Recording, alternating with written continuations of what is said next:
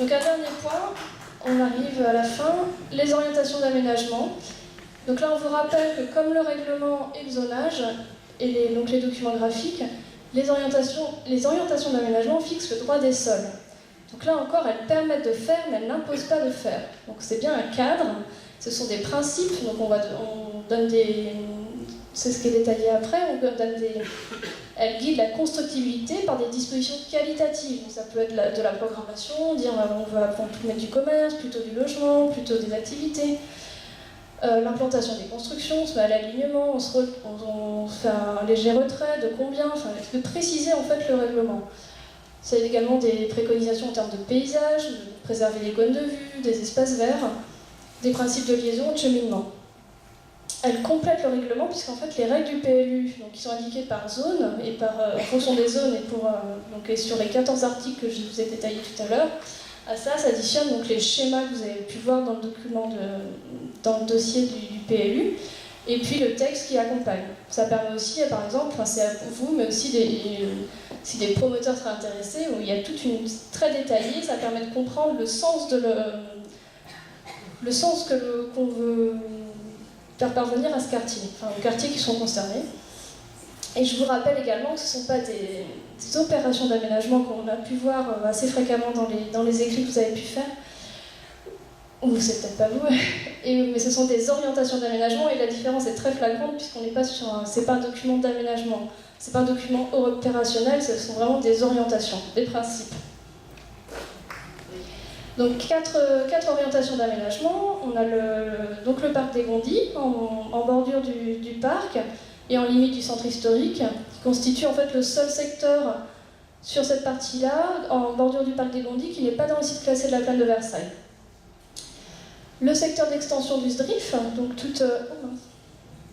donc au nord du Trianon, donc sur la partie qui est classée en 1AU, c'est-à-dire que c'est une zone qui est ouverte à l'urbanisation dans le cadre du PLU, mais qui ne sera urbanisable que dans le cadre d'un projet d'ensemble. Donc pour l'instant, s'il n'y a pas de projet, tant qu'on n'a pas un projet d'ensemble, on ne peut pas construire.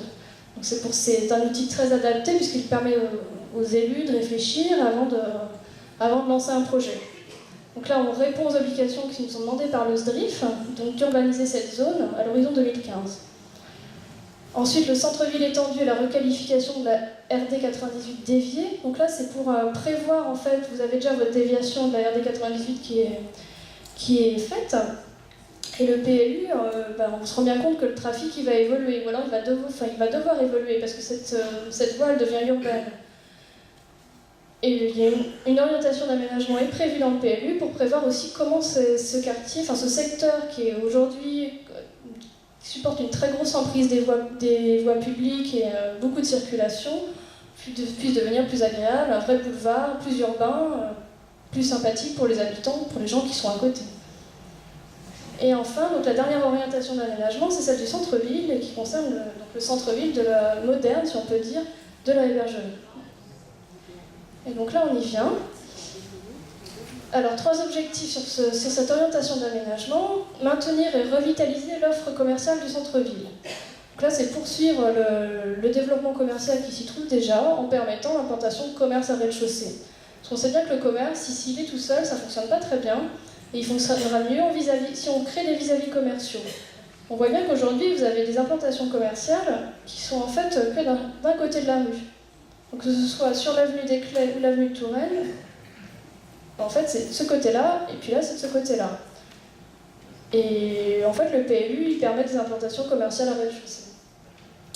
Il permet aussi de préserver le paysage urbain de la hébergerie et la volumétrie des constructions. Donc là, je vais réexpliquer un peu parce que je crois qu'il y a eu quelques confusions. Donc ce qui est à 14 mètres, ce qui est en violet là, je pense que vous le voyez bien, c'est tout ce qui concerne la partie ouest, ce qui concerne ça. Tout ça, c'est à 14 mètres. Aujourd'hui, c'est la règle du POS en fait, parce que les immeubles, ils sont à 14 mètres aujourd'hui dans le POS. Pour l'instant, c'est resté comme ça. Donc en fait, les droits à construire restent les mêmes. On affiche juste très clairement qu'en fait, le PLU vise à conforter ces 2 voies principales qui créent le centre-ville de Villepreux, et notamment celle de l'avenue des Clays, donc nord-sud, qui permet de rejoindre la gare de Villepreux-les-Clays. Et donc en violet, cette partie à 14 mètres, donc c'est un rez-de-chaussée, 3 étages et des combles. Donc c'est ce que vous avez aujourd'hui, par exemple au-dessus du fleuriste qui est là, il me semble, donc du petit café qui est à l'angle. En rouge, c'est du 12 mètres, donc c'est rez-de-chaussée plus 2 étages plus des combles, c'est ce que vous avez ici, donc ce qui se passe là, et qu'on peut reproduire effectivement sur ce qui est en face de l'autre côté, en vis-à-vis. Bon, par contre, si les gens qui habitent là ne vendent pas leur maison, il ne se passera rien, puisqu'en fait, on n'est pas obligé, hein, c'est juste des règles, c'est un cadre. Et si on prend notre maison, si on prend notre maison, je veux savoir la suite. Je finis parce que c'est la dernière phrase, et après on passe, c'est vraiment la dernière slide, donc comme ça. Et ouais. Et puis le dernier point, c'est améliorer les déplacements piétons et cycles vers la gare, puisqu'en fait le PLU, il vise aussi à améliorer l'aménagement des espaces publics et à permettre une meilleure sécurisation des déplacements, plus confortables, pas seulement pour les piétons, mais aussi pour les poussettes, les personnes handicapées et également les vélos, puisqu'aujourd'hui on vise à augmenter les déplacements doux, comme on dit, et donc piétons-vélos, et puis notamment pour aller vers la gare. Donc voilà les grandes orientations du projet de PLU.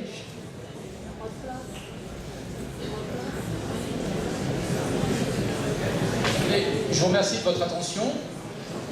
Et puis nous allons commencer à vous donner la parole, bien évidemment. Allez-y. Vous allez avoir la parole maintenant. Oui.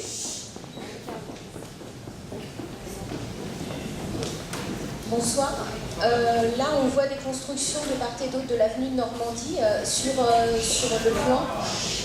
On voit de part et d'autre de l'avenue de Normandie des constructions donc, qui est prévue sur 12 mètres.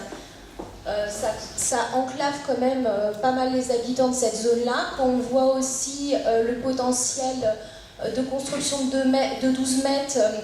Donc ça enclave aussi les gens qui sont derrière la zone en face en fait, de la boulangerie-pharmacie. Et moi je me pose quand même la question sur le financement de ce PLU, comment ça va être fait. Et troisième chose, dans les slides qui ont été passés sur le site de la commune, vous parlez de nouvelles constructions pour les personnes âgées et les jeunes couples, qui sont des habitations de 2 à 3 pièces. Je ne pense pas, à mon avis, que des jeunes couples ayant une volonté d'avoir des enfants acquerront un bien tel que celui-ci, et je ne pense pas que les personnes âgées qui vont se retrouver avec des difficultés de mobilité au cours de la fin de vie vont pouvoir monter des étages sur des constructions même sur 3 étages. Voilà.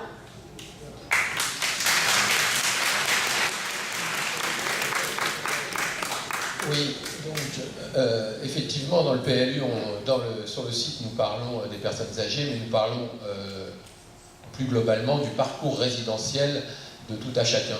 Et le parcours résidentiel, vous avez entièrement raison, c'est des jeunes couples, c'est des célibataires, c'est des personnes âgées, c'est des familles. Donc le but du parcours résidentiel n'est pas de favoriser telle ou telle catégorie, mais de rééquilibrer et d'offrir toutes ces possibilités de logement à toutes ces personnes, à tout âge de la vie et à toute période de la vie en fonction des besoins des uns et des autres.